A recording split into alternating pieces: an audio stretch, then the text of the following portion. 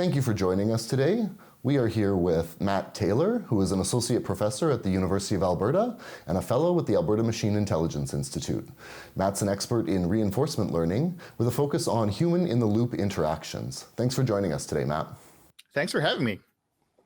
Matt, we wanted to ask you to please quickly introduce yourself and then tell us a little bit about your research interests. Yeah, so I've been working in AI and machine learning since 2003, and I got into it just because it was fun, and now it turns out it's actually useful. So there's a couple of things that I'm really interested in. One of them is human in the loop stuff. How do AI agents interact with humans? How do they learn from humans?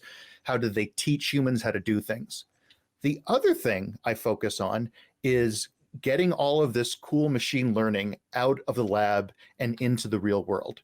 So I'm really excited about working with different companies about successfully deploying these things that we show work in constrained academic settings, but then getting them to actually affect people today, not 10 years down the line. That's really interesting, Matt. Thanks for sharing that. Really excited to hear a little bit about how you're taking some of the work that we do in academia and moving it into the business world. Can you maybe tell us about one particular project that you're really excited about these days? I've got a few different projects going that look at how reinforcement learning agents can learn from the world around them, but also from other humans. So thinking about if I have multiple agents and multiple humans teaming together and showing that that team of humans and agents working together can outperform a team of just humans and outperform a team of just agents. Because, for instance, humans have much higher level understanding, much more background, but agents have split-second reactions and can't reliably pay attention without their getting distracted. Super interesting. Can you tell me, are there some certain ways that this particular research could be used within the world of video games? Yeah, I think so. So, I mean, I've been working on reinforcement learning again since 2003, and it's really this very general framework where you have a sequential decision process.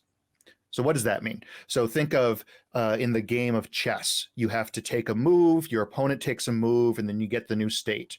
Or think of StarCraft. You are in a certain state of the world, and then you tell your characters where to go, and then over time, hopefully you learn to win the game. So for example, this framework can be used to do things like help you debug.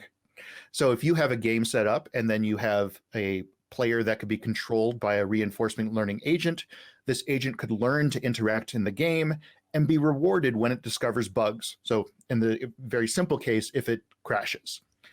You could also think of RL being used to help control NPCs.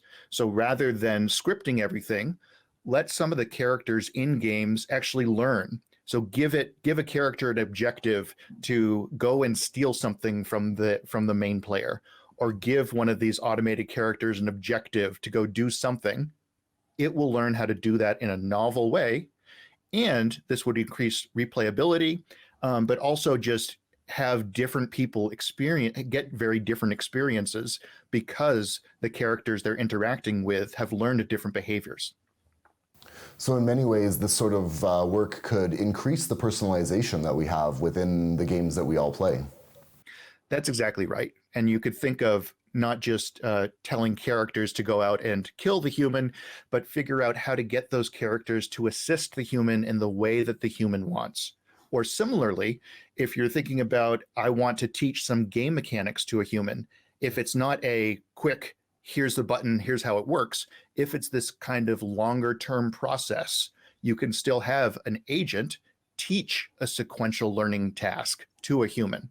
So instead of having to carefully code up a tutorial, maybe you could get an intelligent tutoring agent to interact with a human and adjust how they are teaching different game concepts based on this person's particular background or abilities.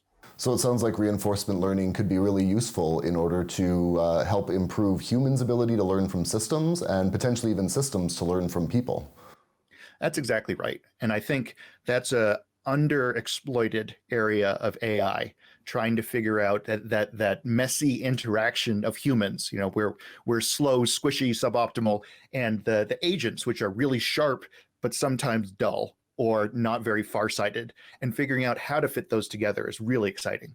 Well, that's fantastic. Well, thank you very much today, Matt, for taking the time to chat with us. It was really interesting to hear about reinforcement learning and how reinforcement learning can be used with human in the loop in order to improve the interaction of those systems. Great. It was great talking to you. And again, I look forward to finding more ways of getting reinforcement learning out of academia and into the hands of companies where it can be even more useful. Awesome. Thanks so much, Matt.